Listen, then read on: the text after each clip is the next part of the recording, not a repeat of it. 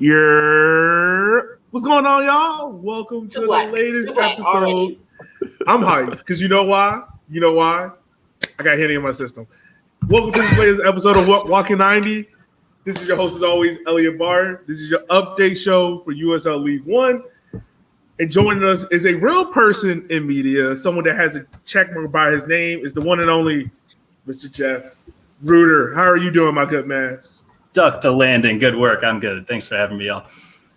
No problem, man. Look, I try. As these two like to say that I'm media, I'm not. I am just a regular person chilling. That's my dog. I'm just here. But you're definitely chilling. But you've been making a lot of moves in the past few months, and even this week. Let's not play like you're not a part of the 2 Cent family now. Get out of here. I'll be chilling. I mean, you'd be chilling, you'd be tweeting wild stuff, but you also be making moves. Like, give yourself credit. These can be two things. Yeah, you're right. Well, the reason why we got Jeff on is because USL and MLS decided to go crazy this week and to make 2 leagues. What's going on with U.S. soccer pyramid? Yeah, it's pretty much like FIFA. Remember on FIFA, you used to be able to create a team? They took that function out because FIFA reasons. But that's what USL and MLS decided to do. Pretty much. Jeff, explain to us, man. You wrote a great article on the Athletic. By the way, if you're not subscribed to Athletic, make sure you do so. It costs about a cup of coffee a month. It's worth not even less than a cup of coffee. Right. Can you explain to us what is MLS 3 and what is it all about? We're starting with MLS. I was going to say it's weird to report on 2 new leagues in the same week. So I need to make sure I know which lane to be driving in first. MLS D3. For a while, Major League Soccer has been in the process of designing like a reserves league. So somewhere that they can put for academy players who are too old to be getting anything out of the youth ranks, but not quite good enough to be either playing in MLS, playing in the USL, whatever, and they need kind of that interim spot. So they've been working on that since before the pandemic. And then a couple of things happened. The academy structure in the country changed when the DA folded with the Development Academy. They started MLS Next as their own academy structure, and they needed that middle link. But now they're looking and they're seeing potential to possibly grow into other markets. I'm sure other academies that aren't MLS teams said, hey, we might want a team in this league. There are a couple of other teams that maybe like the structure, the setup of MLS, that are kind of curious to see how it goes, not like jumping ship right away from USL or NISA or anything yet, but who knows? And they're just kind of interested in this hierarchy. So MLS will be launching a new league in 2022, 3rd division sanctioning. They've already submitted their proposal per my sources, and they will be looking to kick off next year. No age cap. You could sign players who are 27, 28, whatever, 37 if you want to, I guess. So there's still hope for all of us. And it's good. No, I mean, like it'll be starting next year. Whether it's good or not, I mean, it depends on your vantage point. It depends on how it all plays out because there are a lot of details that are still being solved. We don't know how big the rosters will be, how much the players will get paid. We don't know scheduling, how many games, how many teams, any of this stuff. We're still figuring out the logistics, but we do know that league will be there without an age cap and going for 3rd division sanctioning. So one of the things I was wondering, because when there was the announcement at the end of 2020, teams like OCB, I'm trying to think of some of the other ones that had said they're not. I think Timbers 2 might have been. Timbers 2 was one where they were saying they're not going to compete in USL next year, and it was with this idea that there was always that rumor. So would you expect those 2 teams to be? Is this going to be all MLS, or are there going to be? Is there going to be some teams, kind of not every team, like maybe Red Bulls 2 stays in the championship because they find it more beneficial? Yeah, and Philly Union was the 3rd team last year that jumped out of the USL, but people kind of forgot Philly Union had a team in the USL last year anyway. I think that there will still be some teams. I will die on this hill. They should have kept their name. I'm sorry. They should have kept that Flem Steel. Social Sporting Kansas City. I'm sorry. I didn't mean to cut you off. Go Park Rangers. No, cut me off however much. It's your show. You cut me off whenever you want. You can kick me out of the show anytime you want to. You got the power. You're big capital M media now. No. I've gotten kicked off the show earlier, like last time. Don't give him that power. That's because Kyle was wilding. That's all. Finish your point. Sorry. There will be some MLS Two teams still in the USL, at least in 2022. Red Bulls is the exact profile. The clubs that are taking it seriously, competitive in games, getting players developed through it. I think there would be a few. I could see like 3 or 4 that just from the outside looking at it makes sense for them to stay in the USL. Red Bulls being one. LA Galaxy 2 is another one that kind of fits that bill for the most part. Real Monarchs, depending who. Shout out. I've been waiting to wear this shirt for so long because it's just so niche, and finally found my moment. So shout out to the defending USL championship league final. What did they call that game anymore? Anyway, Monarchs. Wow. Exactly, a waste of time. They didn't even play it last year, to be fair. No, that's fine. So yeah, there will be like a few clubs that it makes sense for them to keep one that's in a more senior professional circuit like the USL, so that it's not going through the growing pains of it, and they're actually seeing their players develop. But if the league is up and running and functional for MLS in 2022, and it looks like it's on track to actually be coherent and stay on the tracks, then maybe it would make more sense for some of these clubs to jump out. So does this, with the announcement of this, does it help with like making players skip college for playing time, essentially? And how does that affect like the draft? Yeah, it really could. I think that there was always that kind of middle tier of the players who were like in MLS academies and then didn't sign. So most of them signed in the USL, right? If they were going to go pro. So they would be signing League One, Championship, find a club. A lot of players who leave college actually have like handshake agreements with USL clubs when they leave. So, for example, I'm writing a piece for The Athletic, should drop tomorrow, I think, about Hassani Dotson, who plays for Minnesota United. And he had a handshake agreement with New Mexico United, where if he wasn't picked or if he wasn't signed by Minnesota United for the 2019 season, he would have signed for New Mexico United. And it worked out just fine for Minnesota. It didn't work out as well for New Mexico. But yeah, that is very common practice. So you might see fewer of those deals as, MLS teams like Seattle could have had Dotson's homegrown rights. And if they had said, hey, we're going to put a claim on him, we're going to stash him in Sounders 2, they couldn't really do that with Tacoma Defiance because he wasn't coming directly from the academy, but now they have a place that they could put him. So it really could affect the draft just in terms of the number of prospects. It wouldn't surprise me if the draft is like shrunk to 2 rounds now, moving in the next 3 years. So you bring up Seattle, because that was going to be one of my questions to you. So Seattle has a team in USL League and USL Championship in Tacoma Defiance. Could they potentially throw in a Sounders 2 and D3 and then just make that a true pyramid, quote unquote pyramid? Yeah. And you see more teams thinking in that same route? I think it depends on how big the academy is. Right? Because I think that there are some teams like Red Bulls, Monarchs, a couple of others have actually found that they do have like a depth of players, and they have their 17, 18-year-old players who maybe wouldn't be ready to play for their championship team. Los Angeles Galaxy 2 is another one like this. But they might be good enough to leave the academy. So then for some teams, it might make sense to have that kind of interim step and actually go academy 3-2-1. The question is money. Right. And it's going to be a question of you have to sign a lot of these dudes to pro contracts. So then how many of these players do you want to be paying $35,000 that you want otherwise or more? And then the other question is, the operational cost, the coaches, stadium rental, facilities. Is all of that worth it to truly have that hierarchy? The answer would ultimately, again, be how many good young players do you have who need minutes? Seattle seems like the profile of a club that would make sense for that, actually. Just because they do have the infrastructure and the finances to really be able to pull that off. But I would imagine that MLS teams will really try to keep it to one team beneath the MLS team maximum until they figure out how this pathway is actually going to work. So I want to ask this question. Where would this league fall at competitively? Because there's been a lot of talk on Twitter, which we all know can be a weird place at times. Can be. Where would this league fall at? Would it be more in line with USL League One and NISA, or more USL Championship, or would it kind of fit in between there somewhere?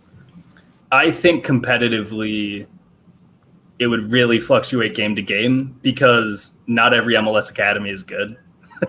Frankly, there are some really poorly run, academies. There are some academies that are not developing players really well. And I mean, look, you've kind of seen this over the last 5 years. If you're looking at, MLS Two Teams, like, yeah, maybe they would take this more seriously because it's in-house, because all of these players maybe feel more engaged with the MLS team. So they take the D3 seriously. But for the most part, like, I don't know, we've talked about OCB. We've talked about, Fort Lauderdale, Revs 2. Like, some of these clubs aren't really getting the most out of their affiliates, I would argue. Some of them aren't really sure how to use them.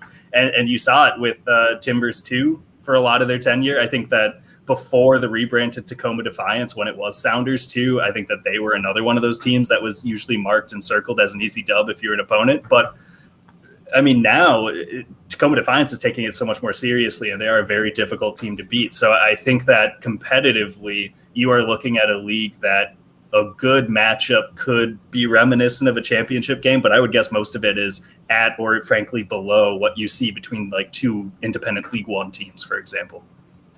So then one of the things I was wondering is with the affiliate situation, obviously with Ford Madison and the Chicago Fire, but then even in championship, Rio Grande Valley and San Antonio FC, that they somewhat have affiliates, but not right. They kind of function more as independent than anything else. Do you see the MLS team still trying to keep in touch with those affiliates in the championship as well, or do you think they're going to break off because of this MLS 3? I think there could be some interesting case-by-case examples, but I really think it would be so much less formal, like Colorado Springs and Colorado as well. Like this year they had 9 guys, I think, loaned out to Colorado Springs switchbacks, and I'd have a really hard time imagining that would be the case again if they had their own MLS D3 team, right? So I think on the whole, I just have a really hard time seeing where an MLS team would want to keep such a formal relationship if they had their own thing in-house, because they can control all of the sides of it. But at the same point, if you have a player who's 24-year-old forward who had done really well, like let's say Mark Anthony Kaye didn't come off as well as he did with LAFC when he first signed up there, and he has the talent, he has the potential, but he was like already too good for the USL Championship by the time he left, right? But if you need him to get his confidence, if you just need him to pick up some assists to get full 90 minutes because he's coming in and out of LAFC's lineup, like maybe it would make sense to send him back to Louisville for 3-4 games, right? Or Daniel Rios, if you needed him to get some goals in North Carolina or whatever to go back to his roots. You could do stuff like that. I think that would still make a lot of sense, but I would think that for the most part, like a Rio Grande Valley, they'd already been working to kind of distance from Houston. And so it wouldn't surprise me if at that point they just kind of consciously uncouple or whatever. A question I want to ask you is, will we see like a fluctuating market between MLS 3? I don't know if they really have a real name for it, in USL. It's a good name as any, I think. MLS D3 is what I've been writing, so let's do that. All right, so MLS D3, will it be like a market between where, say, if a team like North Carolina want to buy a player from an MLS 3 team, will that be there, or will it be one of the things that we see where it's more or less get a player on a free and there's not really a real market? That's the hard part, because that's also a question then about USL teams paying transfer fees, and you're not seeing a lot of USL teams who actually do want to pay those at any level. You saw it with like Miami paid Ford Madison one for Brian Silvestri, but like there isn't like a critical mass of teams in the championship who are dishing out.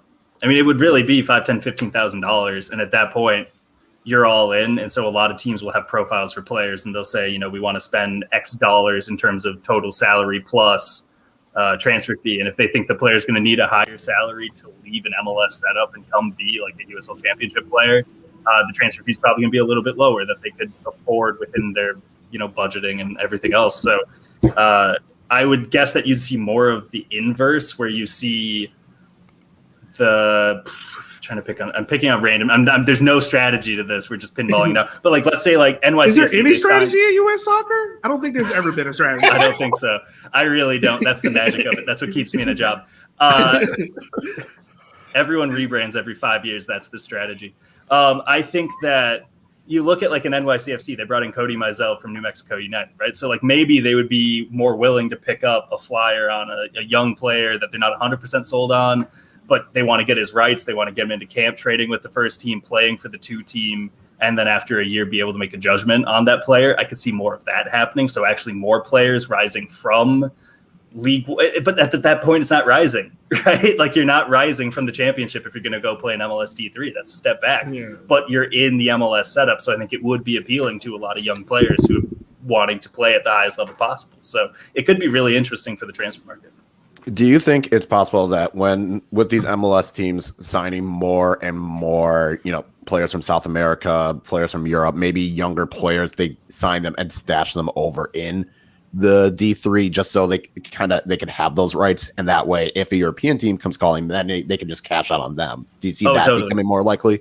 I think so. I think it's a good safeguard. You look at like Weston McKennie, who was in Dallas's academy and then signed with Schalke, or you see it with Gio Reyna, I guess, who was in NYCFC's academy and then went right to Borussia Dortmund. I think for players like that, if an MLS team is like, look, we'll offer you a pro contract, we'll get you into this at age 15 or 16, and then you're starting kicking there, it could be more appealing. Maybe, I picked on like 2 of the 5 best players in the men's national team pool. So that might be like extreme examples, but if you're looking at another player who's like 17, 18 and you've got Aronson from Philly, you've got Yedlin from Seattle, you've got Josie. You got Josie. Yeah, but like for someone like Josie, you're getting him minutes right away, right? When he came out of because he was like 17, 19 when he was drafted. So you're able to get still them. The perfect league for Josie in that ankle. I love him. Come on. I gotta say, I have nothing but love for Josie Altidore. I love Josie too. I love Josie too. Yeah, but he's in a tough moment right now, but like no, he's great. So, I want to see more of him. Yeah. As you talk about this, so like we're talking about like younger and younger with D3. How does that affect the NCAA and college rights and playing in college versus playing in the academy, and how does it intertwine, or does it come to a head point in 2022? Because we've been talking about this for a while, like how detrimental NCAA is to players, not just soccer, but all. Right, to all players, right? Because, at this point, they're looking and saying, if I can get paid at age 18 as soon as I get out of high school, or if I'm still senior in high school, whatever, why would I go to college if I think this is a pathway? The answer is if you don't make it big, or if you're an MLS veteran, you probably don't have enough to retire on, so you need that degree anyway, right? But I think what you see then is more difficult decisions. I think that you see more players who are kind of on the cusp, but wouldn't sign homegrown contracts right out of high school, maybe getting more deals earlier. So that means fewer players coming out of college. If you have fewer players in college, I think that you would see a serious sort of course correction. They would probably try to find a way to make that more appealing, whether that's a loosening of the rules, whether that's MLS saying, more players could get drafted after 1, 2, or 3 years of college instead of right now where it's just a handful of them who are leaving college early in Generation Adidas and the rest of them are seniors. That could be a possible avenue. But I think that as I look at it, you're absolutely right. I think that would be the part of the kind of men's soccer structure in this country that would be affected the most, along with like independent youth clubs who aren't in MLS Next. I think that the other group that would be the college game, because as you've said, it's had really mixed results for a lot of really talented players. And I think at a certain point, they're looking for the way to have their career start off as good as possible, I guess. So would this league be on TV or anything like that? Like marketability wise, like Paramount. I know a lot of people are going to, it probably is Paramount. I know a lot of people are referring to this league as the MLS Reserves League, but I'm sure MLS they love a rebrand, as we already explained. That's it. How are they going to market this to people and try to get people to watch this? Because I'm pretty sure they're going to put it on TV some way, somehow. They'll stream it. Let's be clear. I don't know who they're finding TV airtime for, but I think that what will happen, I would guess, is that are we talking iPhone, like just Zoom calls? Are we about to Periscope a red screen versus? No, it's just going to be like IG Live. It'll be like that U2 album that was on everyone's phone suddenly one morning, like a decade ago, and just suddenly you have like an U2 album. Oh my god! That's how it's going to be done. It's just like a good month to figure out how to delete that thing off. I know. The funny thing is, the album's fine. It's fine. I just don't think people would have bought it. No, but like with that, they'll look at it and say, like, as we're doing our TV deal, so all of the MLS TV contracts end after the 2022 season, so they're going to be renegotiating. They're looking at the 2026 World Cup and saying, hey, fan interest might be a lot higher at that point. And by the way, we have hundreds of other games you can put on your streaming platform. If you're, CBS Paramount, if you're ESPN, you have a place to put all of those games. I mean, it's working really well for ESPN and the USL right now. And they're seeing some serious, I know that the USL was like a major boost for ESPN coming out of the pandemic when they started playing games in June and July, or in July. They looked at that as like, finally, we have live sports content. Finally, we have games that we can put on our airwaves that people subscribing customers aren't canceling because at least, well, let's just watch American soccer, right? So I think that would be the potential for it. The way that you market it is you say you might see a future star. On a Tuesday afternoon? Right? Like, what else are you going to do, right? I mean, that should be the slogan for a lot of American soccer. It's just, what else are you going to watch, right? And I think that could help. But yeah, overall, I would say that if you have it on streaming on odd days, I completely agree with you. Don't do it on Saturday and Sunday. Don't do it Friday night. Like, put it Monday, Tuesday, Wednesday, Thursday when people just need stuff to watch, right? You might see the next Caden Clark. You might see the next I'm trying to name a second player who rose from the USL to an MLS team last year and struggled. But, you might see that player who might jump in, like the Aaronsons, right? The McKenzies, right? Like, you might see some of these guys who are coming up before they're a star. Some of these like U.S. youth nationals, like Ricardo Pepi when he was playing for North Texas, like players like that who are then stepping over and playing in this league instead. That's the best I got. Yeah, he still haunts my dreams. That's fine. Yeah, I'm sorry. I'd never forget that he scored a hat trick against us. He's so good. So what we're saying is Friday afternoon, 3 p.m. is do you take a chance? That's still too close to Friday at 5. Thursday, 11:30 in the morning. Friday game. There you go. Low-key, I would watch that. They got to have orange lights. They got to have orange lights. It. There you go. They should hire us as the marketing team. They should. No, they We're should. on a roll. Those games are going to be on a Tuesday at 3, and we all making happy hour. Look, you put it on right after Champions League. Champions League ends, boom, you got this MLS. The next best thing. MLS Right. Just rolling right in, baby. Just rolling right in. You just watched Real Madrid and Barcelona. Here's OCB. Here's OCB versus Portland 3. Can Yeah, you imagine the amount of slander that was? Oh God, Twitter was roasting everybody. I'm just trying to picture Alex Scott with a serious face saying, "All right, we just talked about this great Champions League match, and now we're gonna go to a park over somewhere in." Is this a rec league? What is this? Are they wearing t-shirts? Right. I would, if I'm a coach, I'm totally sipping a beer during the entire 90, right? Or the entire 45, and then I'm cracking a second one for the second half. Yeah. Yeah. But I will say, I mean, these we've actually kind of stumbled into something else, which is like, I'm seeing this a lot on Twitter since I reported this with Pablo at The Athletic. A lot of people are like, okay, what does this mean for League One? What is this going to be for the league? Like, how are they going to compete against it? Well, like, I think that you're looking at two different demographics. I think that you're looking at this. Yes, you can watch it, but I think for the most part, it's going to be for people who want to watch young players, who are going to be coming to MLS, might be playing for national teams, might be moving abroad someday. And I think that for the USL, it's still very much what the USL has been, which is the highest level for most markets. I mean, Charlotte and Austin, not quite, but in Miami, but like the highest level of men's professional soccer in these markets locally. So there is that tie to that. It's in these underserved cities for professional sports in general. So like Louisville is wrapped around it because they don't have the other pro teams. Omaha don't have the other pro teams, right? Tucson. So it makes sense. Madison, frankly. So in that sense, like this is where it makes sense for them because they are covering and being professional sports in these markets. I think that you'd see a different level of player who might be a player who is older than 22 is going to have a tough time being convinced to sign in that MLS D3 league, I would say, compared to playing in the USL, where at least you have your own club identity. You're playing at the senior team of your own team, right? Like you're not trying to reprove yourself after finishing college. I think that's still going to be the route for the USL. So it could be an opportunity. It's just a matter of how many of these teams leave USL League One. Does Toronto, does Revs 2, does Fort Lauderdale? Like it just in terms of, do you think those teams are going to leave? And I feel like USL League One will be fine because they'll be able to add a lot more expansion teams. Right. Fingers crossed. I mean, they have one almost set with Spokane. They still have Portland, which they've been talking about for the last year, and nothing's happened. And then obviously there's going to be other markets and maybe teams in the championship come down. But how many do you see any more of the teams in League One jumping over to that MLS D3? Well, Yeah, there's also Northern Colorado, which I'd completely forgotten about until I was like rechecking like who's going to be in League One next year. And Central Fuego, and then Fort Wayne will that's right. And Fresno will get their own team again too. Right. That's right. So it's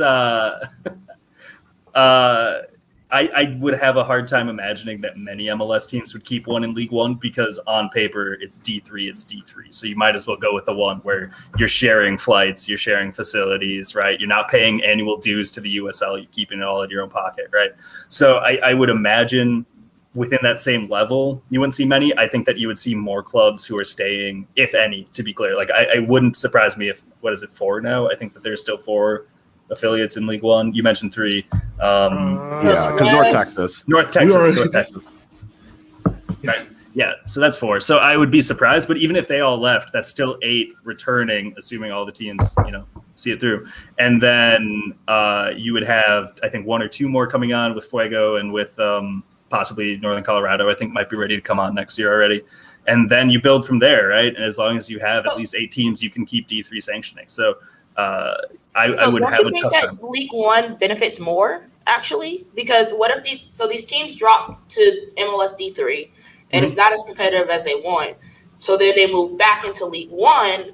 And so more teams are seeing that and they're going, well, maybe D3 is not for my team. Let me move them to League One.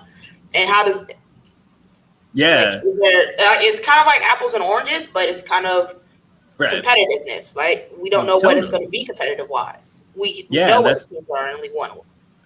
We think we do, right? But like League One, they played a season, and then they had the COVID season, and now they have the coming out of COVID season. So we really don't even know what League One is aiming to be in terms of like, is it a smaller championship, or is there something else to it, And so I think that 4 teams already in League One, it will be very interesting to see. And for the league itself, I think they could. The two sides of it is MLS is going to say the USL stabilized after our partnership. And after MLS partnered with the USL in 2014, it overtook the NASL. It became the actual lower league system of the United States for all intents and purposes. And then it was able to grow and become what the championship is today and eventually launch League One to fill its own place when it had moved up to D2. What the USL will say, I'm sure, is that this finally gives them the opportunity for the first time since they got their momentum boost in 2017 and 18 for them to actually chart their own course and say, it's our league. We're not thinking about MLS. We're not asking what the affiliates want. We're not asking what's best for Revs 2, right? We are doing whatever we think is truly best for the USL. And it gives you, frankly, this could speed up the timeline for promotion and relegation if they live up to their promises, because now you're not trying to figure out what do we do with these affiliate teams, right? Now you don't have to deal with it. I'm serious. This is one of those things that speeds up. You can do it because you don't have to clumsily say North Texas won and who's the worst affiliate in the championship this year? Whoever the worst affiliate in the championship is, are you going to flip those two? Because who's excited about that if you just move one MLS affiliate up and one MLS affiliate down, right? Now you're not worrying about this. There's more intrigue. You can kind of push the league forward more without people digging their heels in because they signed up just to field their second team in the league. There is serious potential from the USL side, I would imagine, that they would be able to step forward like that. So it'll be really interesting to see which of those two. Obviously, the truth is almost 100% going to be somewhere in the middle between those two extremes, right? But it'll be very interesting to see which side of that plays out more. So I just want to say, when you mentioned Pro Rel, we have the numbers down. My fault. What was that? I didn't mean to cut you off. I just want to say, when you mentioned Pro Rel, we had a boost in interest. I hope so. No, it'd be great. I forgot the tin hat. No, it's not tin hat. I don't think it has to be. Nah, I think that there's merit. Someone asked, do you think Charlotte Independence will drop? That's a really good question. I think that it isn't just a Dan D'Amico question. I think that that's also a question of my wife's from Madison. I'm allowed to say forward as often as I want to. I'm just trying to keep the peace here. It's not even just a Dan D'Amico question. It's not even just who takes over as the new owner, right? It is also a question of how big is Charlotte FC in terms of a hindrance to running the Independents is the way that they want to. Could they move down? Possibly, but they paid expansion fees to get in, right? And so at that point, either you resell your charter and you try to make a little money that way, or you just lost more money, but you bought a franchise. That's not ideal. So it'll be really interesting to see. I think that Charlotte does look on the outside like a club that has the potential to be a more controllable, like it's easier for you to measure success if you're in League One than if you're in the championship, if you know that you have an MLS team in your market, right? Like you can point to it and say development. You can point to it and say sales. You can point at it and say, supporter culture. You can point at it and say merch, whatever you do with it. I think it's easier. Your barometer for what is the measure where you say you've had success or not is a little bit lower. It's a little more manageable. And I think that gives you even more potential, frankly, to take risks and to try stuff that you wouldn't do if you're just trying to safely move it along. Do you think any of the former, I know we talked about Philadelphia Union, but do you think you're going a team as, I know you mentioned LA Galaxy too, so I won't mention them, but how does it look moving forward for a Sporting Kansas City, for example, for a Atlanta United 2, where they're not terrible in USL Championship, but they're not really, they're just stuck in this middle mediocrity. Do you think that's going to change for them? Maybe they go down and that boost in having that ability will help them, or do you think they just stay in championship, still get that exposure, and still just stay as mediocre as possible? Right, but you're also still playing a better level of opponent, right? Yeah. So I think that a lot of that's going to depend on who or what are the details of this MLS D3 league, and if they look at it and say worse opponents but cheaper. How much are you getting out of it? I mean, Wilson Harris, is he really getting minutes with Kansas City? Probably not, right? So and that was your top young striker last year. So I think that for them, it really is going to be case by case, but I think that you also have to look at your players and say, how close are these players to being above a D3 level? If you have a 17-year-old who's making their professional debut, obviously didn't go to college, obviously hasn't played anywhere else. They're just coming out of your academy and now playing their USL debut. USL Championship is probably a step too far. And if you look and say our best age group is our U17s, maybe we move them to D3 so that they're already getting that sort of training early. We loan them out to a different club for D2 if they need it, or we bring them right into MLS. But if your best players are 19 and 20, that might be a step back, or 21. And at that point, you might want to stake it out for one more year in the championship while you see what's cooking over in MLS D3, and you stick around and still at least know what you're paying for when you pay those dues to the USL for another year. So someone asked, do you know if there are any plans for any of these D3 teams to try to coexist in some of these USL markets? I think, market? I think that it's always, we're finally getting to the point where the concept of having two professional men's soccer teams in the same market kind of makes sense, depending on the team, depending on the relationship, depending on the demographics they're chasing. I can't wait to get a normal year of Inter Miami versus the Miami FC in Miami, just to see how that goes. Because I think that'll show, can you actually support two unassociated clubs like that? It's one thing to say Red Bulls 2 also plays in Harrison, but their name says Red Bulls 2. They're the reserve team, right? They're the second team for Red Bull. So it's not really a competition. I mean, the markets that this would be relevant for is what? Austin, Charlotte, Miami. I think that it'll also depend, by the way, on where MLS wants to put its D3 teams. There is going to be the potential that they don't play in the same city. So if Dallas wanted to have North Texas play in Fort Worth instead, that's possible, right? And then you're tapping into another market. You're tapping into another mass of people and fans, whatever, who might see this as more accessible. If you're Minnesota United, you could put them in Rochester, I guess, if you want. You could put them in Duluth if you want to, right? You could figure out whatever you want to do with it, because the sanctioning standards are 1,000, 2,000 seat stadium instead of going for 5K to get second division. So you can, fuck around and find out a little bit more if you want to. And so I think that for them, it is going to be a little bit of a trial ground, especially those first few years, because I think that they'll want to find a way how to get more people excited about your reserve league while you put it in a place where they don't have the first team. So then that's the way that they're able to say, okay, well, I do have access to the MLS team and I'm seeing their future stars, AAA baseball. That's where you're actually seeing that sort of model kick in. As far as market competition, we just don't have a good case study yet. So it's really hard to say whether or not they could pull it off, because no one's actually done it thus far anyway. Most definitely. So I think that's a lot for MLS 3. which, by the way, if you want to read the article, check out The Athletic. Once again, it doesn't cost that much. So we're now going to transition over to USLW, which popped out of nowhere. That is, by the way, sorry, that is such a good slogan that I'm going to tell our marketing team, The Athletic, it doesn't cost that much. That is really that such simple. a good campaign. Like, it doesn't cost that much. Like, Yeah, exactly. even if Once you didn't again, find the deal. Yeah. Hiring me for marketing. I'm not that bad.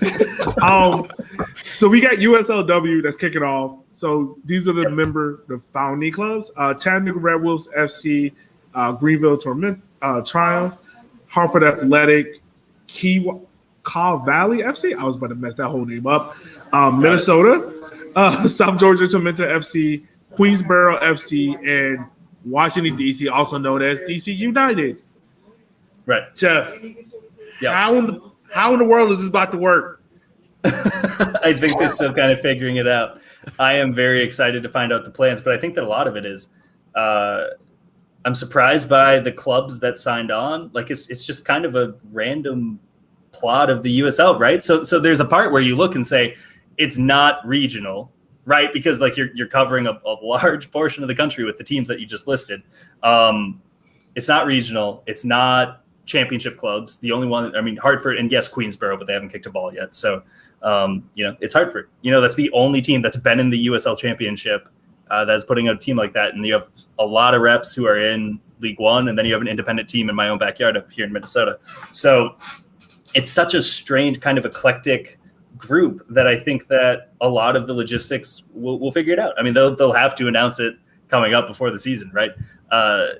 But are you flying? Are you busing? Are you hosting tournaments? Are you playing just in the summer? Are you going to play spring to fall, right? Like, I think a lot of that stuff still needs to be figured out. The fact that it's amateur status for the first year means that you're not necessarily looking to say, we need to have independent ownership. We need to have minimum stadium standards. We need to have broadcast accessibility, any of these things. And so you can figure it out in real time. I think that there is a massive need to actually have a proper second division women's soccer league in this country. I think that we've started to show now that the NWSL is stuck after seeing so many first division women's leagues, start and stop because of ownership and leadership issues. And now that you have the NWSL finally on its course, I think that you're able to look and say, okay, what about the second division? We have the markets. You're not in many markets right now in the NWSL, right? You're going to get to 12, I think is the current count after the expansion next season in San Diego and Angel City. So you have plenty of places, that there are a lot of cities in the country that can have soccer teams, even in a lower league level. It'll be interesting to see if this is kind of a trial and error before they would go for something like that sanctioning. But I think that, it's ownership groups in the USL and elsewhere that were interested in getting a women's soccer team that also like the setup, the framework, the leadership, the vision that the USL have and want to bake it into that instead of go in a different league that doesn't have that sort of second, third division experience. So one thing I was wondering is how this might affect WPSL and WSL. How do you think that's going to affect? Do you think more of those teams there are going to jump over to the USLW, or do you think there's going to be more teams in USL that already have a USL men's team that's going to want to start their women's affiliate or women's team as well, kind of similar to what Greenville, Hartford, Tormenta did? Right. Yeah, I think that they're going to really want to see what this structure is going to look like, because I think that if the player pool that they have, a lot of college players, right? A lot of, young, just out of college players as well, who are still kicking it. If they think this is going to be more visible to the NWSL, if they think that this is going to be, if they're like going for the career and not just, kick around, because if you can, why wouldn't you? If they're actually doing it with professional ambitions, or if they're doing it to stay closer to home and this has a club that's a little bit closer, if eventually they get sanctioned and start paying their players, that would be a huge advantage. But right now it really is regional. And you're buying in for the potential. You're buying in because you think, and you look at the USL and say, okay, they have D2 men's, they have D3 men's. They can move up to D2 women's eventually, and you're trying to stick on so that you're part of that sort of inaugural move into it. As for clubs themselves, I think a lot of them have just kind of found the model that works for them. A lot of these leagues are so regional that it would take 2 or 3 of your league rivals leaving the league and joining you in the other one for it really to make sense for you to jump ship, right? And I think it'll just depend proof of concept. They've been doing it longer. Whether or not it's been successful, you tell me, right? I think it varies substantially depending where you're looking. But I think overall, the early feedback is wait and see. We don't know enough about the W League to confidently say this is going to be an upgrade over what we have. This is something we don't have. This is something that can really scale up. We just need to see more. But I think a lot of people have faith in the USL's judgment over the last few years in terms of league starting, in terms of setting that sort of vision to grow the game in local communities and at the grassroots level where people are buying into that more. So it's kind of like a WNISA versus the USL W type thing. Yeah, a bit of that. Which one do you see as more beneficial to like player development? I think the one that's going to be more beneficial is the one that can step into Division II and actually start paying these players and getting players professional minutes earlier, because it's still amateur. I mean, they'll call it pre-professional. I think that's what they've termed it. No, it's amateur. It's amateur, right? Like you're keeping your college rights. Exactly. Yeah. But it's pre-professional, And so fair play. But the one that's actually going to help develop it, we have a league. We have several leagues in this space. You've named a couple. Whistle's another one that NISA's trying to start and get it. They're figuring out what they're going to do with that league. But they're all in the same sort of amateur space. And we don't have anything that's truly like that step in between the amateur space or the college game, whichever route you take. It's like the game life where you spend like 2 turns in some random course and then you end up at the same place, which never made sense because that's way too short for that to be a meaningful decision, but whatever. Board games, why people bring me on podcasts. But it's the same sort of thing where you have college, you have amateur, and eventually you end up either in NWSL or you don't, right? And there's got to be something else in the middle there that's actually preparing you for that, getting you those reps earlier. I mean, we've seen some significant movement in the last couple of weeks in terms of younger players being able to play in the NWSL who weren't in college. That could be significant, in terms of helping bridge that gap. But not everyone's going to be ready to go pro at 15. Some people, most players, are going to need transitional years. Where do you have that space for that? Right now, that doesn't exist in the women's game in this country. I don't think she's ready for NWSL. Just throwing that out there. Probably not to start, right? Mm-hmm. Not to start, but like if she's training there for 2 years, she's going to be better off than if she's. That's the theory, right? I don't know. Yeah, so I was going to say, do you think it's going to conflict with the NCAA? Kind of like how the MLS D3 might, get into NCAA's territory. Do you see at the current status of this amateur, do you see that conflicting with the NCAA on the women's side? It depends when the season is. Okay. Because I think that if they have the season kickoff in the summer, like the NPSL does, if you have like a local NPSL team or a USL League 2 team, they have very similar schedules where most of your players are college players who are coming back for the summer, right? And if that's what the USLW League is going to be doing, I think that works really well. And I think that you look at that for, like, for example, the Minnesota community-owned team that's going to be launched, or they have their kickoff announcement this Sunday at 3 at Elizabeth L. Robbie Stadium. If you're watching from Minnesota, go do it. I can't. I was booked before I knew this was happening. But if you're playing for the Gophers and you're still in Minnesota, you have an internship, you have a job you like, you just like living in the cities, whatever, you're from the cities, you don't have to leave to be able to find your summer club. Like, you can just stay here and you can be playing for them. You can see that with colleges in Greenville, colleges in Hartford, right? Like, if you're pulling from college players, it actually can be beneficial. The number of NPSL veterans who have gone on to play in Major League Soccer is significant. And if you can do a similar thing and bridge the gap, so it's not just the one season, whether it's spring or in or fall, where you're actually having a true 6 months at least of playing games, if you're playing in the W League too, that could be a significant boost for the college game as well. Do you see MLS trying to also create a D3 for women's? Let's do it. Let's just get MLS the whole pyramid, right? Everyone would be so happy. At some point they will. Nobody would be happy, I don't think, with that. I think MLS has been a little bit more not hesitant, but not cautious, but I think that they've been more calculated in how they're going about building some of this stuff out. Like Reserves League, the original Reserves League for MLS, where it was literally like you're calling players who retired 2 years ago to fill in for a game that's being played in 2 hours because you know that they live within a drive of you. Like that was actually happening in the old MLS Reserves League. They waited 6-7 years before even announcing what their next thing would be that would be more sophisticated because they were waiting for the academies to catch up and have players ready to go. So I think that they're also looking at how do we not overextend our financials? How are we not over-investing on the front end and then catching ourselves burnt if this doesn't turn out? So I think that they would wait to see, okay, the MLS D3 is working. It's doing what we thought. There's growth potential. Clubs are starting to see the benefits from it. Now we'll get into the women's side. But I think that MLS actually has an incredibly good working relationship with the NWSL. You see it with some similar ownership groups, but you see it at the leadership level. You see it with even just in the early stages with Commissioner Lisa Baird and her conversations with MLS Commissioner Don Garber and how there already is that sort of shared, like, how do we move it together at the first division level? And obviously the counterpoint is, okay, what are you doing for the rest of the levels?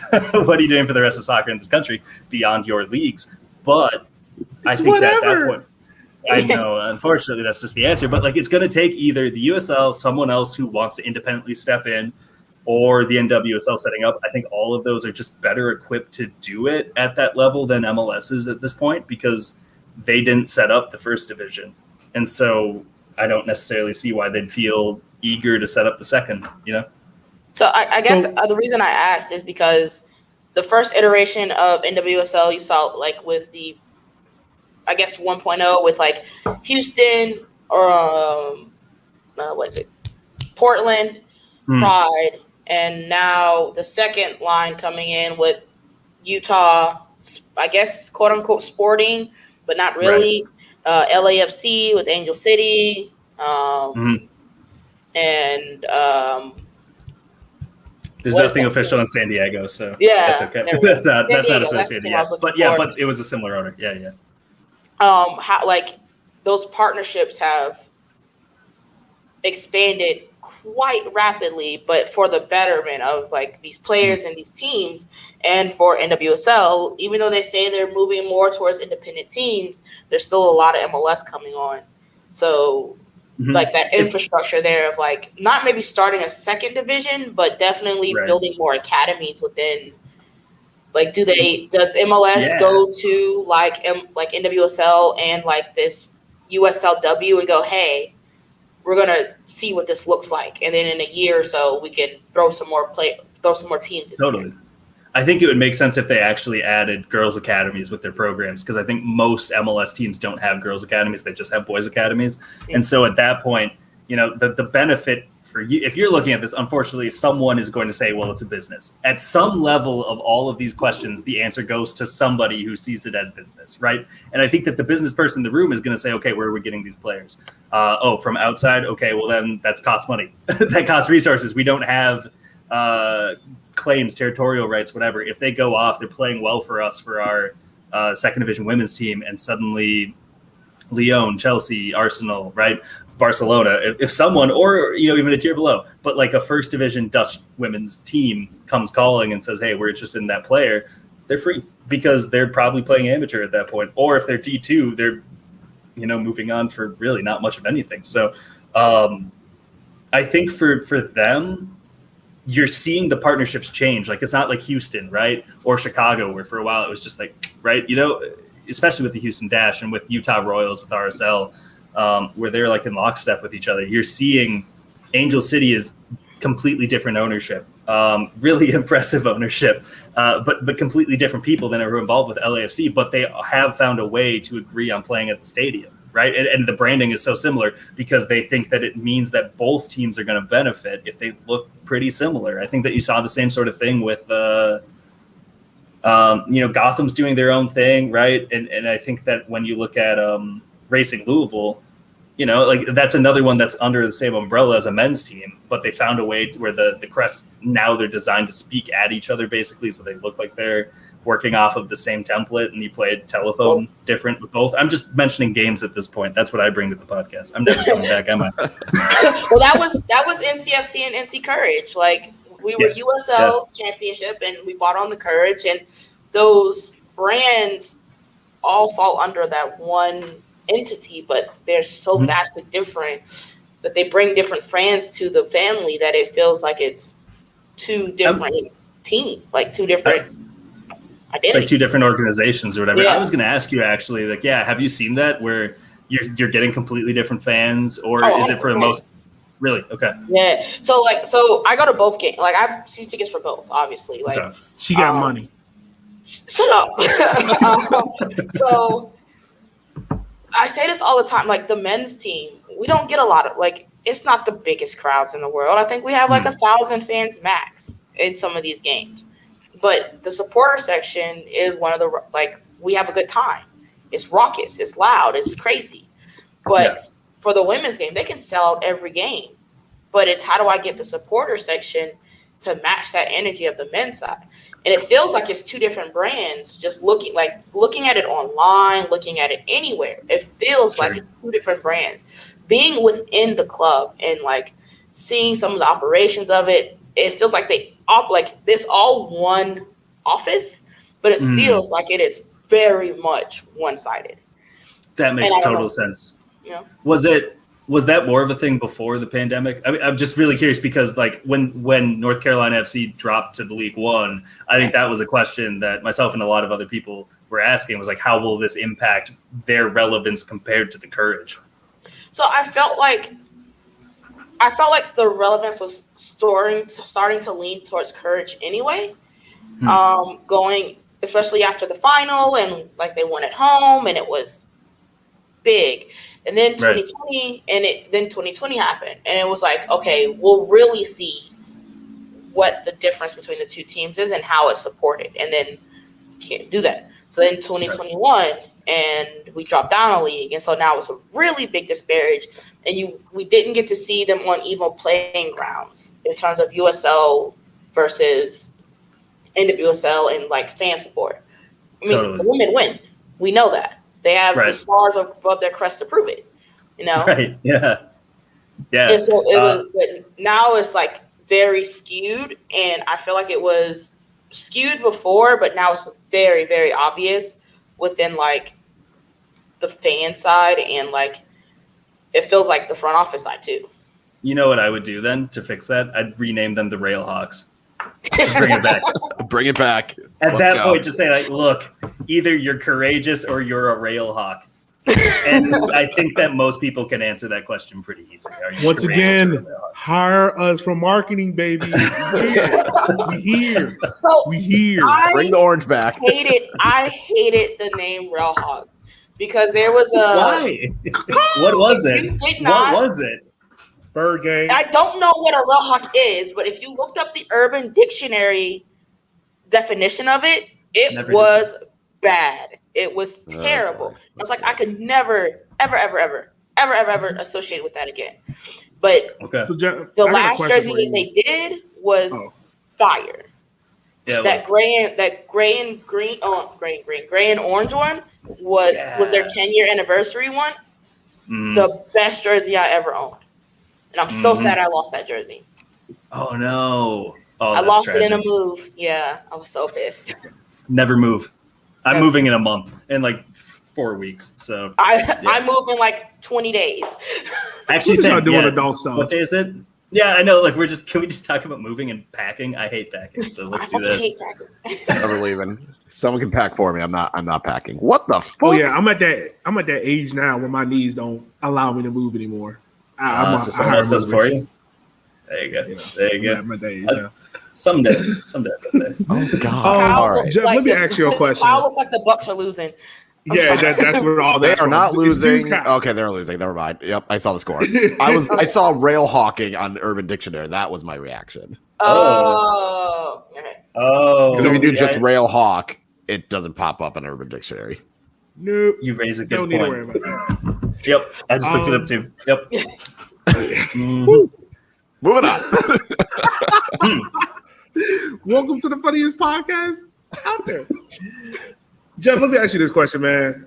I think the one team that caught everyone by surprise was DC United. And the reasons why? Because you would assume DC United, Washington kind of working in tandem, but as we've seen, they're really not. So what is this all about? Yeah, I think that they looked at. I think that DC wanted to just be more involved in the women's game, and I think that the way their partnership is set up with Washington Spirit, This is not asterisk. like It's horrible, stupid. oh, interesting. I said it for you so you didn't get fired. Thank you. I appreciate that because I'm a Red Stars fan, so I can't say stuff anymore. Yeah, I think that a part of it was that they were very interested in getting more involved with the women's side of the game. I think that they overall really liked the. I don't know. I think that they just see so many players coming out of DC that they think that you can have multiple teams. Honestly, I think that they look and say, like, we want a team, we want more revenue, whatever it is, right? Whether it's tickets or whatever, like we have an opportunity here.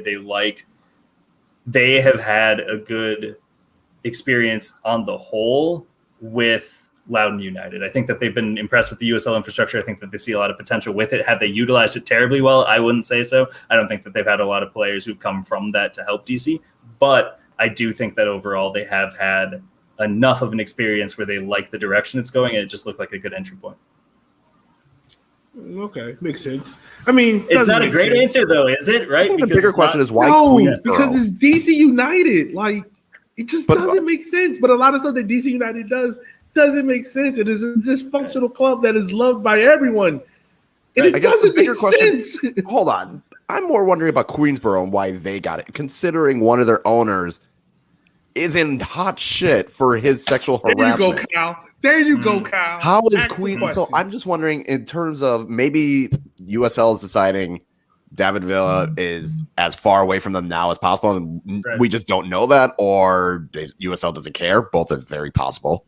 Like, I just want to know how Queensboro, of all teams, with an owner in the situation that he's in, sexually harassing NYCFC employees, how that got, and now they're going to have a women's team. That definitely raises a red flag for me.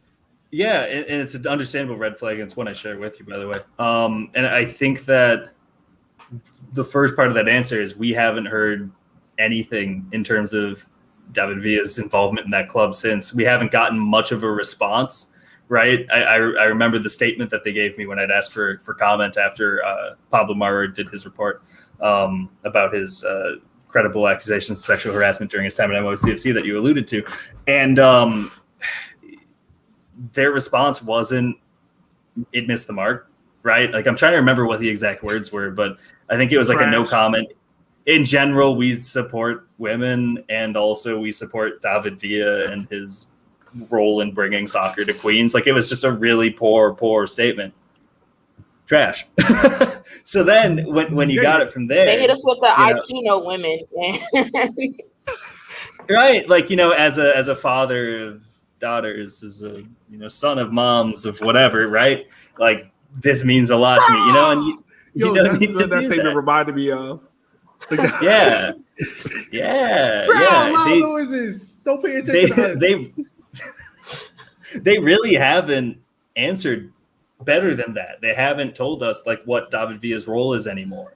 Like, is it symbolic? We haven't seen him front and center in marketing anymore. They've completely changed it. We don't know. I honestly think that at this point, they were interested. They're certainly in a market that any sports league wants a team in New York. They wanted to do it, but I don't think that there's a really convincing, like, argument to be made that Queensboro has done enough to show that they take what you alluded to, they take sexual harassment and sexism seriously enough where they feel like a safe place to be playing or to be working. Yeah, that's very true. And I think another question that concerns me is, like, just the facilities for a lot of these teams, because in USL, a lot of USL facilities aren't all that great. So now you're adding on another team. If you've seen how poorly some women's facilities are, especially with the NCAA, right? How do you think this is going to be? I know Greenville owners have talked about it. They have alluded to it about when they build a new stadium, the women's will have their own facilities. But Is every team going to be like that? And I'm just wondering. Should be, right? Like that should be part of it, I'd say. The question is like whether or not they do, and I think that this is one of the spaces. I don't think this is intentional, but this is one of the spaces where being amateur status helps the league avoid answering that, because there isn't a minimum standard. So what the standards when I say sanctioning, when I talk about D2, D3, all that stuff, and I'm pulling out the book, right, and I have this PDF on my desktop that's like reminding me anytime I need to click it, what it takes to be D1, D2, D3 at either men's or women's. Why that matters is because it's a minimum operational standard in theory that ensures your teams are at a baseline level of just that you have like a safety net at all of these teams. And I think that CBAs actually establish that like for real and give you a stability to build on minimum standards to grow. So that's a completely different conversation. You support the players, right? Like get that deal over the line hopefully soon for the championship and League One CBAs. But on the women's side, if they're amateur status, like they can, that's the aim eventually, right? But I think that if this facility needs to be like a 5 out of 10 and it's a 3, you can get away with that. If you don't have the sanctioning things to live off of, that club's just going to have a bad rap and they're going to have a tough time signing players in the future, right? And so then you're going to want to hold them accountable to keep the league going forward, but you're doing that in a completely different way than what the rules say, So, I do think that this league with the USL headquarters has the potential to fill that gap of D2 that I was alluding to earlier. But I think that the way it's set up right now with the D4, there's a little bit more or a little less pressure to get that answer right from jump, and you have a little bit more time to figure it out as you're flying. Okay. Well, Jeff, I want to say thank you so much for taking the time out of your day. I know I don't know what time it is in Minnesota. It's like quarter to 9. It's fine. It's not that bad. Yeah. Yeah. All right. Well, I just want to say thank you, man, so much for coming on the show. If you want to, you're more than welcome to stay on with us as we talk about all the craziness in USL League One. Oh, we're still doing that. Oh, okay. Yeah, we still have a really fun show. How are the Bucks doing, by the way? We're not talking about that. All right. I don't know what the score is. But the less I know, the better. Ooh, okay. I'm going to go catch you. Yeah. Keep up the good work, guys. Catch you later. See ya. All right, man. Wow. All right. So that was fun. Real quick, what you guys think about it, man? Like, how do you guys think this all is going to shape up? I think for the MLS D3, it made sense. I've been saying I'd rather them just have their own reserve league. I'd rather all these 2 teams just leave, because when you think about trying to promote this soccer league, and especially if you're going to try and do pro rel and you really want to sell people on it, you need to have, a decent enough crowd to show that, okay, you have people that give a damn. And when one of your main matchups is going to be a 3 p.m. in a Toronto FC training field with no lights, or you get OCB in the past where there's more parents of the other team's players attending because snowbirds and stuff, other than Flamingo, shout out to him. Like, that's going to be embarrassing when you start having Revs 2 playing on a football field and it looks like the Patriots just finished practice 10 minutes earlier and then Revs 2 took the field. It just looks like a bad look. So you would hope that moving forward, and I've always said, have their own league. So I think this is going to be good. And then it kind of forces USL League One to start looking at more expansion markets. Like I said, Spokane, whenever the hell the one in Portland, Maine happens. And then you still have Fort Wayne joining. You still have you have Fuego joining. You have Northern Colorado. You might have an Arkansas. Like, you still have all these other markets that are going to possibly join in. And it's easier to sell them on that than it is. Yeah, some of the teams are going to be, MLS academies that don't really give a shit. They just need to give their players playing time. Yeah. Ab, I want to ask you this question because, I looked at you for all my wisdom. So I have a buddy that likes to say. So I have a buddy that says, fuck the 2s. So get them out of here. I just don't think. Because it was funny when Fort Lauderdale was announced. I was like, "Oh, we can do an away day to Fort Lauderdale." It's like, do you really want to go? Like, you're not even in Miami. You're still going to Fort Lauderdale. Like, you don't get the fun away day, and you're just going to be in the stadium and this was before COVID happened. It's like you're not going to get the same kind of vibes that you would hope if you were to go to Richmond, to Omaha, to North Carolina, to Greenville. Like, you're not getting that. Yeah, no. Yeah, that's absolutely true. I want to ask you real quick before we answer the fan question. How do you feel about USLW coming into existence? Did she freeze on me? I think she froze. Possibly. Wait. Or maybe she's just drunk and she had to think of her answer. I think that's probably. You're good now. You're good now. She's drunk. I think it's my internet. Hold on. Oh. So I'm okay with it because it's not professional. Now she's gone. Now she's gone. All right. So Okay. Back to this, we're answering the question where she waited for her to come back. Pretty much like, do you agree on crowds? For sure.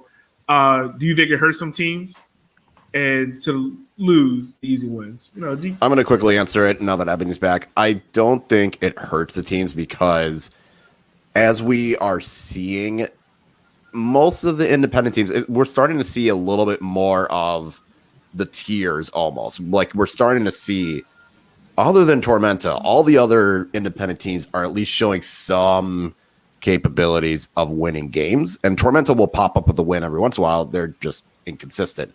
So I don't think it hurts them. If anything, I think it makes it better because then it really shows which teams are going to be the best teams, because now you don't have the potential unbalanced schedule of getting these easy wins. So, you know, a couple of years ago, maybe a team plays OCB 3 times and another team has to play North Texas 3 times.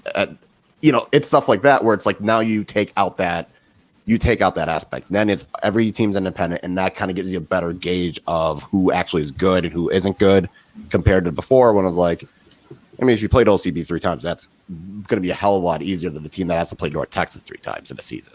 Yeah. All right, y'all. Let's go ahead. Let's dive into it. Are we not letting Ebony trying to answer the question? Oh, that's right. Is Ebony? Oh, she's not unfrozen anymore. Ebony, answer the question. Hey, damn, I forgot the question. Oh, USLW. Shut up.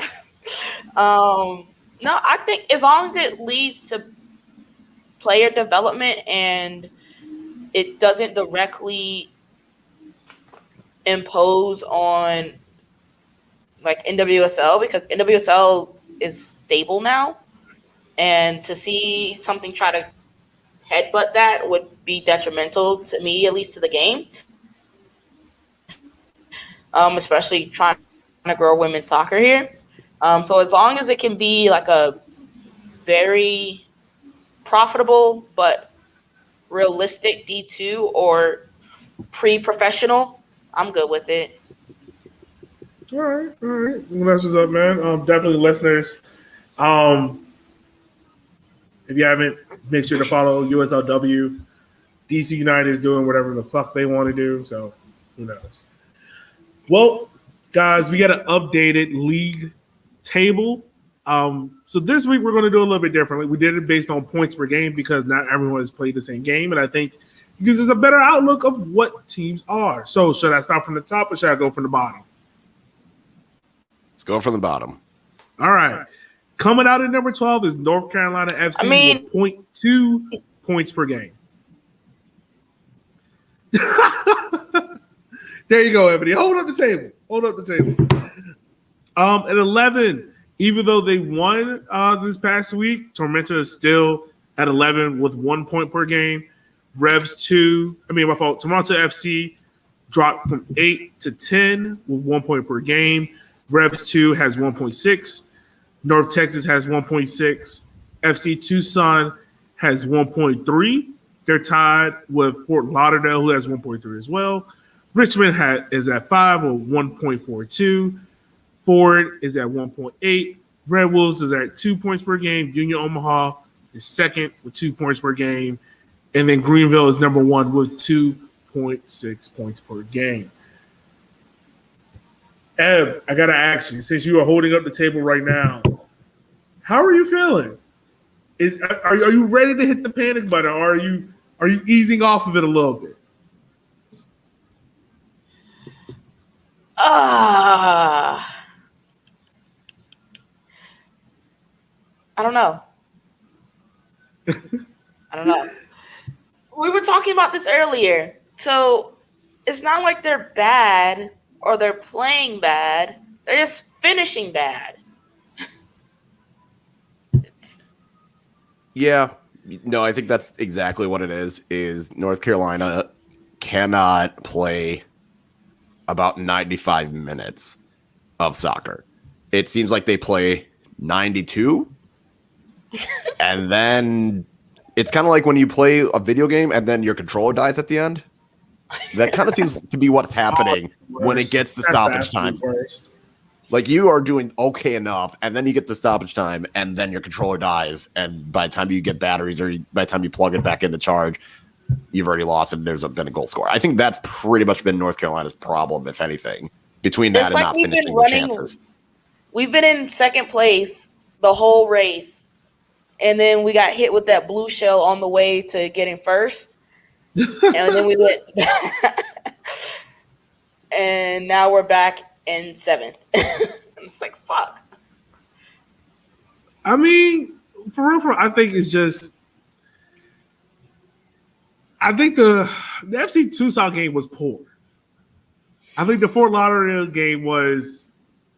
Fort Lauderdale is not who we thought they were. They have definitely shown us they are a lot improved in what we thought they were.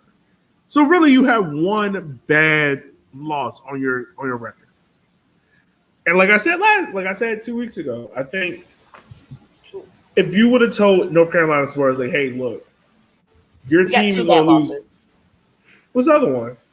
Ford. That was a shit game. Yeah, Ford was all over them the whole match. Yeah, that was a terrible game. Yeah. I don't know, man. I don't think it's time to hit the panic button. I think it may be at a 5, but I don't think it's like you got to clean house again. I don't think we're at that point. You don't look at it as inept as some other teams in the league have looked at other points. Yeah, I think, like I said, I wouldn't hit the panic button yet. Now, if you have one or two more of these late collapse, then yeah, go ahead and hit it. But I think it's clear that there is enough talent there. There is still enough talent. And your season it's still early in the season. You know, if you were in the same position as Tormenta, then yeah, you got to hit that button. But because the season started later, you still have more time to make up some ground. Yeah, most definitely. So I think you guys are fine.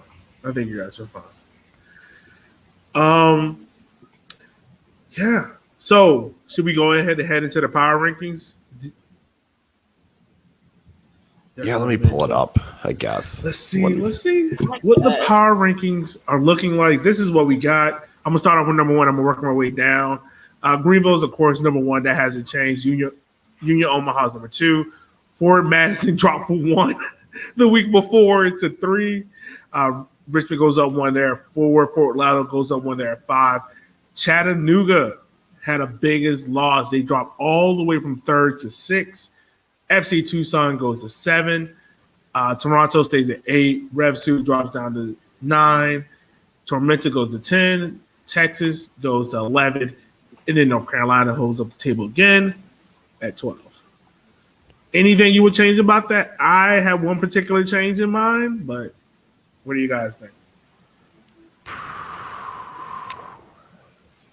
Not really. I mean, at least at the top, like Greenville being number 1 makes sense. Omaha beating Madison in Madison, that moves you up. Yeah, that gets you to 2. Madison 3 is fine. Richmond 4.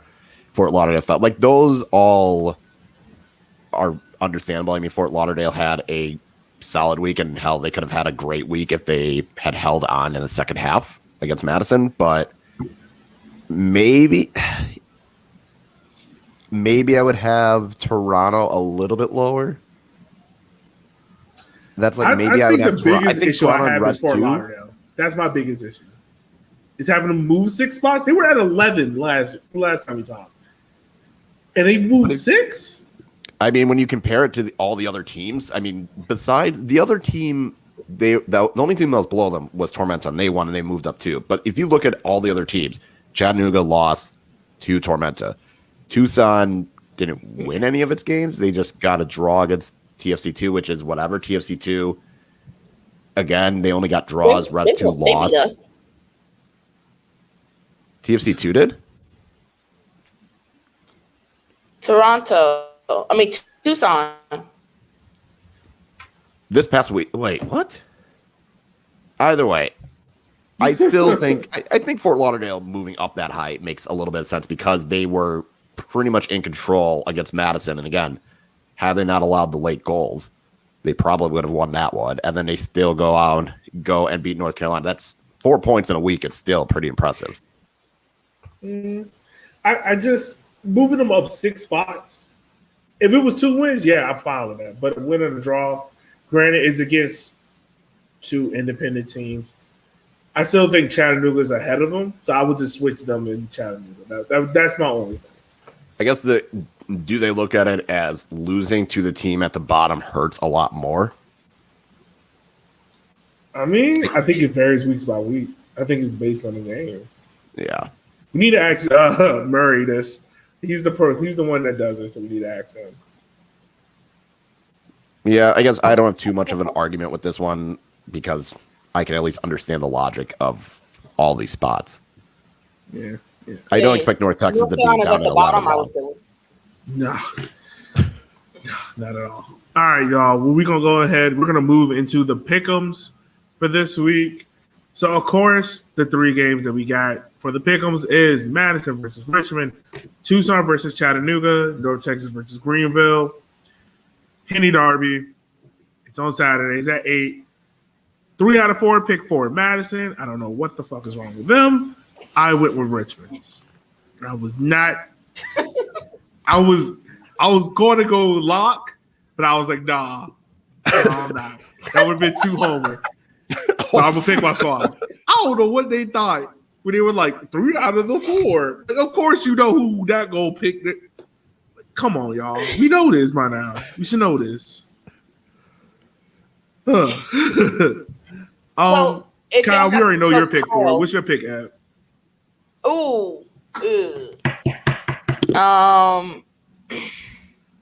I'm hoping for a very entertaining 3-3. Bullshit. You rooting for chaos. I mean, 3-3 would be chaos, but considering the last 4 Henny Derby matches, I don't see a 3-3 happening. No. I see an own goal. I just don't know from which team. Oh, God. There's going to be if 4 Madison allows another fucking own goal. I see an own goal. We just don't know from who. Own goal is Fort Madison's third lead to score. Good God. By the way, so Kyle, after listening to River City or Can I Kick It? Sorry, Can I Kick It FC? I got to tell you how we got to Richmond. So, NCFC was away, and we had messaged Connor like, we want to see you play. Obviously, we weren't in the same league at that time. And we were like, well, where's the closest place you're going to go? Greenville or Richmond? It's like, well, I'll go to Richmond for you. So we literally just started messaging back and forth. And all of a sudden, there was an entire eruption tour with stops in like 6 different cities. And yeah. Oh, these fuckers gonna lose this game. Yo. He's watching the Bucks. I just want y'all to know Cal is going through it right now. I am so fucking done with this team.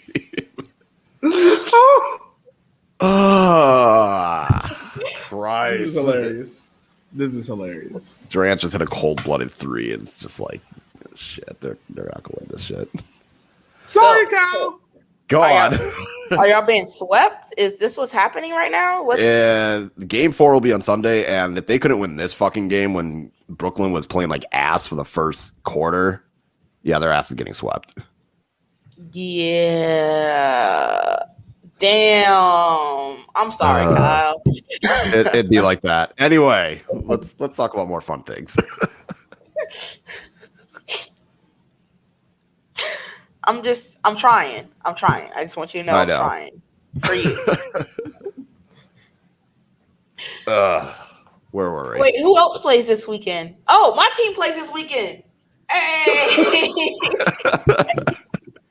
Bro, this is third time in this show and forgot her whole team. We play Sunday. That's why. Oh Prom Tom, Chattanooga. Wait. Oh my God. No, we Sunday don't. night. Next week. Next week. I was like, you don't play this week. Oh my We'll play God. next week. All right, so these are the other games of the pick'ems. We got Tucson versus Chattanooga. I got Chattanooga as my lock. I hope I'm right. And then we got North Texas versus Greenville. Everyone picked Greenville. What are your guys' picks for those two games? Tucson and Greenville. I got draw in Greenville. All right. And then the other game we got is I need chaos all weekend. Yeah, that's true. If this game was in Chattanooga, I would say Chattanooga, but I think with it being in Tucson, I'll say draw. I don't trust Tucson's defense. Like, the offense is fine. I don't trust the defense at all. That's always been my biggest issue with Tucson. So we also got Tormenta versus Toronto FC2 in a remake game after the game this week, which I will die on this hill.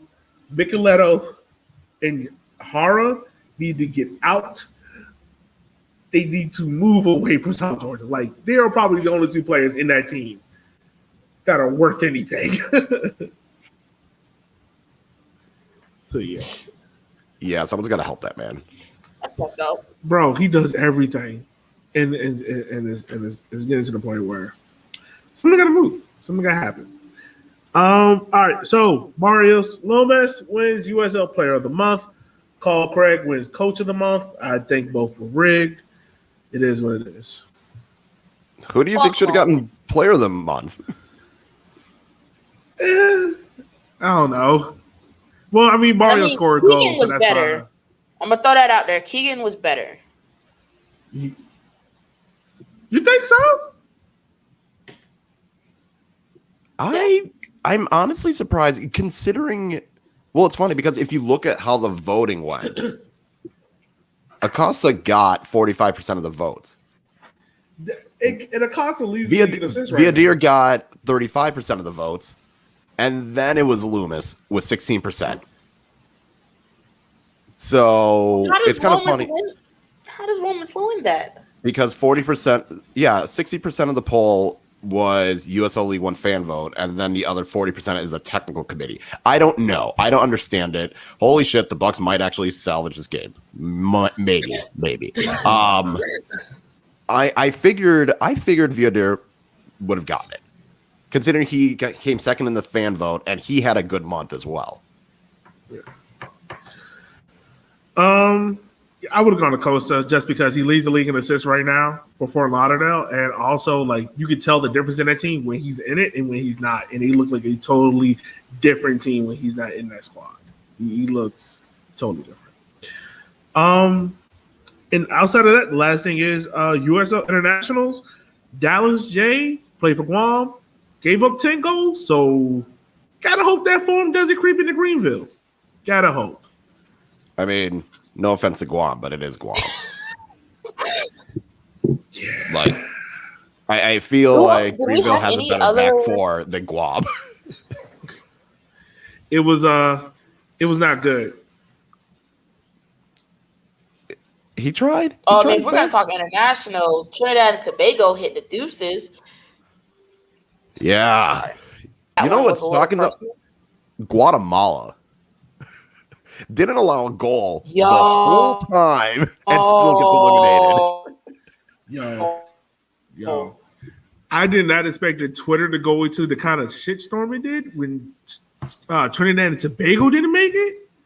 Like, Trinidad and Tobago Twitter is pissed. Yeah. Bruh. Bruh, CONCACAF is the best league in the world, and you cannot tell me otherwise. You can't. I was just say upset shit. Antigua could not pull through and get to the next round. Unfortunately, they lost to El Salvador, which was. Look, I'm just hoping Jamaica get their stuff together and make it to what do we call it? This the hexagonal, the 10. It's an octagon. The ox? Aren't they already in it? I don't know. But I just hope they're in it. No, because America, Mexico, Costa Rica. Really? No, because I think America, Mexico, Costa Rica, Jamaica definitely has to be because it's based off like the top 5. I think it's like the top 5 ranked CONCACAF teams. We'll see. I hope we do. So yeah, man. Top 4. I think that's probably it. Okay. Oh, also Curacao. You need to watch out for them because they coming with Netherlands B squad. Yo, they I will make that trip. They coming. I will make that trip. I will make that trip, please. All right, look, I'm all down for it. So anything else from you guys before we wrap up? I feel like most of the show was talking to Jeff, which isn't bad. That means we're real reporters now. I was going to say, I think that was more noteworthy content. Anyway. That's not bad at all. Let's see. Any final parting things? Oh, if you want to make a pledge for the Henny Derby, where you can ask for any. Holy shit, the Bucks won! Wow, that's a miracle. If they can pledge however many dollars for each goal. For each of the Henny Derby matchups, it's going to go to local orgs that help the Black community. So this one's going to go to the YWCA in Madison because Fort Madison's a home team. So when it's in Richmond, Yogi will have an org as well. But yeah, if you want to do that, check out Featherstone's Twitter page. We'll tweet it as well from the Walking 90 account to fill out the Google form so you can make that pledge. You will then get a follow-up email on Monday to make sure that you donate. Donate. Eb, anything from you, homie, before we wrap this up? Probably. So look, I'm halfway through this cup. It is good. It's after 10 o'clock, so we about to get primetime Yogi. So let's go. And by the way, Jamaica is in the octagonal, so I'm excited. I knew it. Hopefully we don't finish last. Hey. I got nothing. I've been working just out here. I've been working on the rail hawks. Get the fuck off my computer. You know what? Yo bullshit. I'm done with it. And as always, guys, remember, Great Wall can't haunt you in your dreams. We'll holler at you guys later. But he will haunt your DMs. Be easy, guys.